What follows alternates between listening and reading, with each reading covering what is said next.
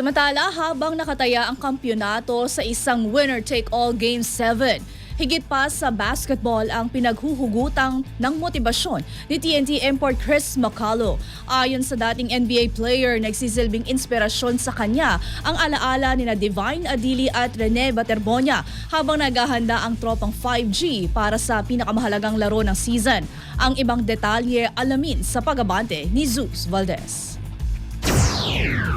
Ibinahagi ni TNT import Chris Macalo na may mas malalim siyang hugot sa pagpasok sa winner-take-all Game 7 ng PBA Commissioner's Cup Finals. Matapos ng kanyang makasaysayang 53-point at 22-rebound performance sa Game 6, inamin ni Macalo na naging personal na motibasyon niya ang pagpanaw ni Ateneo players Divine Adili at Rene Clark Baterbonia. Yeah, it's a sad situation, that's my motivation going forward. Ayon sa dating NBA forward, mas napahalagahan niya ang bawat pagkakataong makalaro at makipaglaban para sa isang kampyonato dahil sa nangyari sa dalawang batang manlalaro. I feel like them kids would never get the opportunity to play in the PBA and to play for a championship, so that's my motivation going forward. Ang dalawang Ateneo student athletes ay pumanaw matapos ang isang trahedya sa team building activities sa Aurora, isang pangyayaring nagdulot ng matinding pagluluksa sa buong Pilipinas. Samantala, naniniwala naman si Macalo na mararating ng TNT ang tamang timpla sa pinakaangkop na panahon. 100%, I've been here for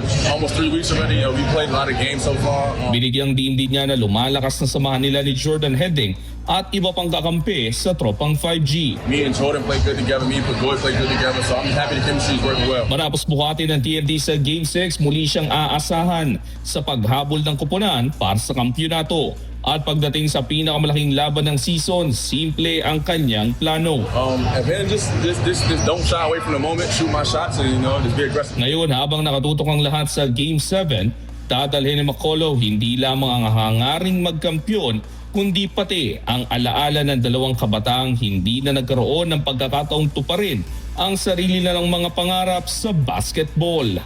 Ako si Zeus Valdez, Abante. Manatiling nakatutok sa Abante, sundan kami sa aming mga social media accounts at huwag kalimutang mag-subscribe sa aming YouTube channel, DWAR Abante Radio, para sa mga eksklusibong balita.